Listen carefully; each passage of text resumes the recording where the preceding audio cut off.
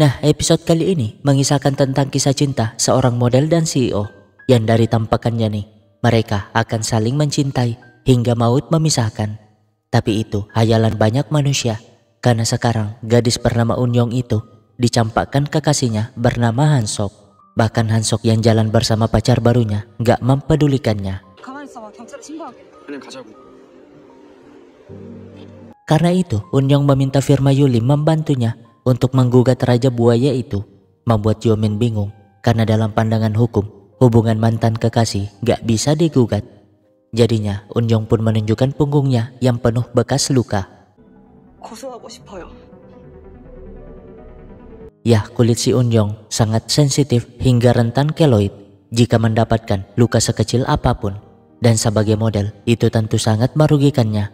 Makanya ia ingin menggugat karena ia mendapatkan luka itu saat Indahoy dengan si Raja Buaya tersebut. Beralih ke Musang kesurupan yang langsung protes ke bapaknya mengapa Nayeon diangkat sebagai pimpinan, sehingga bapaknya pun menjelaskan tujuannya yang intinya itu adalah sebuah jebakan.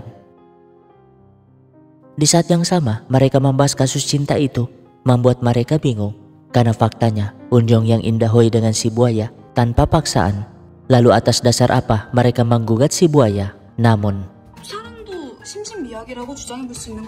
ya, menurut Yomin, jatuh cinta dapat diartikan sebagai kondisi mental yang terganggu karena orang yang lagi jatuh cinta sama persis seperti orang gila yang gak bisa mengambil keputusan logis.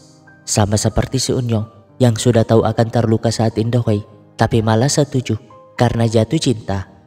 Mereka sih menganggap itu agak lucu, tapi mereka setuju atas pendapat tersebut. Di lain sisi, Wati juga dipusingkan dengan masalah cinta akibat pelakor itu muncul di hadapannya kemarin. Teringat saat jadi ibu rumah tangga dulu, ia yang stres karena selalu dianggap remeh suaminya, melampiaskannya dengan makan. Sialnya, mertuanya malah muncul memergokinya. Mirisnya, si suami malah tidak membela, begitupun putrinya yang membiarkan mak lampir itu marah-marah. Sialnya lagi, karena pengaruh mertuanya, si suami menceraikannya. Awalnya, ia menolak demi kebaikan putrinya, namun alhasil, ia pun terpaksa setuju. Dan seminggu kemudian, ia baru tahu kalau alasan perceraian itu karena suaminya ingin menikahi sahabatnya yang jadi pelakor itu. Singkatnya, sebagai pimpinan baru, Nayeon mengumumkan akan melakukan transformasi di firma tersebut. Intinya, hanya mereka yang punya keahlian yang akan dihargai oleh perusahaan, bukan karena punya orang dalam seperti sekarang. Yang pasti, mereka yang bekerja dengan sungguh-sungguh sangat senang, berbeda dengan si Musang yang dengan sengaja mencegat Nayeon, mengingatkan apa yang terjadi dulu ketika Nayeon dikirim ke kantor cabang. Tapi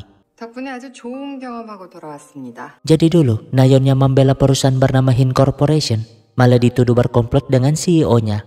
Padahal Nayeon tahu betul kalau kasus penipuan perusahaan itu ada hubungannya dengan si Sangchol. Tapi Musang yang sejak awal gak suka kepada Nayeon memanfaatkan kasus itu untuk menyingkirkannya. Dan sekarang, meskipun Nayeon tahu kalau dijadikannya ia sebagai pimpinan adalah sebuah jebakan, ia terpaksa melakukannya untuk balas dendam. Yang pasti, Sokon siap membantu. Nah, kembali ke kasus cinta di mana Unyong menjelaskan kalau awalnya tuh ia menolak Indahoy itu, tapi karena si Buaya ngancam putus, ia pun terpaksa melakukannya. Alhasil, Sokon pun berkata kalau kasusnya akan sangat sulit dimenangkan. Toh Unyong melakukannya karena keinginan sendiri. Namun ya, bicara soal cinta memanglah suatu perkara yang bikin pusing, dan Sokon mengakui kalau ia juga bisa jadi gila jika berhadapan dengan cinta. Nah, pusing dengan masalah itu, Yomin pun ikut party dengan sahabatnya, tapi saat ngambil minuman, ya, itu si Raja Buaya yang mulai mengincar Yomin, di mana ia pun dengan sok tampannya memperkenalkan diri kepada Sol-A dan Ji-un. Apalagi saat tahu kalau Yomin adalah seorang pengacara, jurus-jurus buayanya pun semakin dikeluarkan. Besoknya, ketika sedang rapat, entah karena bingung atau baper atas kejadian semalam, Yomin jadi nggak bisa fokus. Karena itu mereka pun kepikiran untuk mabok bersama ntar malam. Toh selama jadi tim mereka sama sekali nggak pernah party. Sokon sih setuju, tapi yang mewakilinya hanya kartu kreditnya, membuat mereka sangat senang. Awalnya Sokon gak peduli pesta tersebut, tapi melihat notif kartu kreditnya di berbagai tempat mabok, ia pun mulai khawatir sehingga ia mencoba memeriksanya. Dan benar saja mereka semua benar-benar mabok, termasuk Hyomin yang dikhawatirkannya. Alhasil ia pun mengantarnya pulang dan lagi-lagi memberi sapu tangannya. Dan entah apa yang terjadi, Hyomin yang bangun di rumahnya sangat panik setelah mengingat kelakuannya semalam. Di saat yang sama, si Udin malah terbangun di rumah Wati, membuatnya bingung kenapa ia bisa telanjang bulat. Dan itu membuat Wati kesel. Gimana enggak, Udin yang mabok semalam menelponnya hingga ratusan kali, sehingga ia terpaksa menyelamatkannya. Nah, Udin yang baru pertama kali ke rumah Wati mulai penasaran mengapa Wati menolak kasus cerai kemarin, sehingga ya, Udin jelas terkejut dong, sekaligus senang karena selama ini tuh ia menyimpan rasa kepada Wati, tapi memendamnya, mengira Wati masih punya suami. Singkatnya, proses negosiasi pun dilakukan, di mana si Raja Buaya yang datang cukup terkejut melihat Hyomin di sana. Dan karena targetnya kali ini adalah Hyomin, ia pun siap membayar kerugian asalkan pandangan Hyomin kepadanya membaik. Ia bahkan mengajak Hyomin ngobrol berdua, membuat yang lain bingung, utamanya Songchan dan si Sokon. Nah, entah apa yang mereka bicarakan, si buaya yang keluar lagi-lagi melakukan gestur romantis. Kan semuanya jadi salah paham. Alhasil ketika di lift, Hyomin menjelaskan sendiri bagaimana ia bisa bertemu buaya tersebut.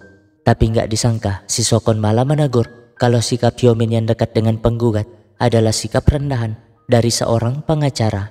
Padahal mah ia sedang cemburu, tapi nggak sadar akan hal itu.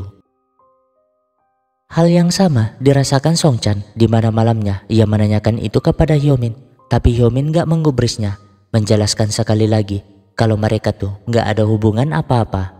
Membuat Songchan sangat kesal. Saking kesalnya ia melampiaskan dengan nge-gym. Tapi di sana ia malah melihat si Sokon. Kan ia yang gak mau kalah segera menunjukkan kehebatan ototnya. Padahal kan Sokon gak sadar keberadaannya. Di saat yang sama, Hyomin benar-benar bingung dengan tingkah si buaya. Karena tadi si buaya memberikan cek kosong sebagai ganti rugi. Ingin menunjukkan kalau dirinya tuh adalah pria bertanggung jawab, bukan buaya darat seperti yang digambarkan si Unyong.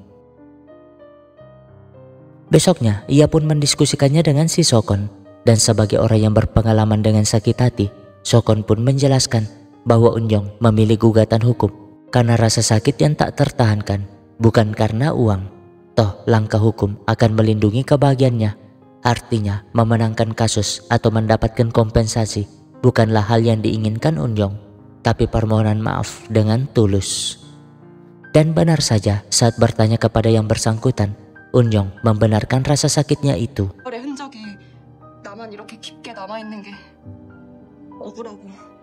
Ya, begitulah cinta. Terkadang endingnya meninggalkan luka, dan satu-satunya cara yang tersisa hanyalah bagaimana agar tidak membekas. Di mana besoknya Unyong pun setuju berdamai, asalkan si buaya minta maaf dengan tulus kepadanya, serta mengakui kalau pernah jatuh cinta kepadanya. Nah, setelah semuanya beres, si Raja Buaya segera menggoda Hyomin. Namun Hyomin berkata bahwa tipenya tuh bukanlah manusia murahan yang gak ngerti apa-apa tentang cinta. Malamnya, paket sabun dari sang mantan pun mengingatkan Sokon atas masa lalu yang indah ketika mereka selalu dengan bahagia membuat sabun bersama. Dan di malam saat bercerai, Sokon meminta agar Yona terus membuatkannya sabun itu. Tapi sekarang Sokon memutuskan untuk membuang sabun tersebut karena kasus Unyong sebelumnya membuatnya tersadar bahwa ia tuh harus move on dari masa lalu. Namun tiba-tiba seorang wanita muncul dengan wajah macam orang tersakiti. Siapa wanita itu?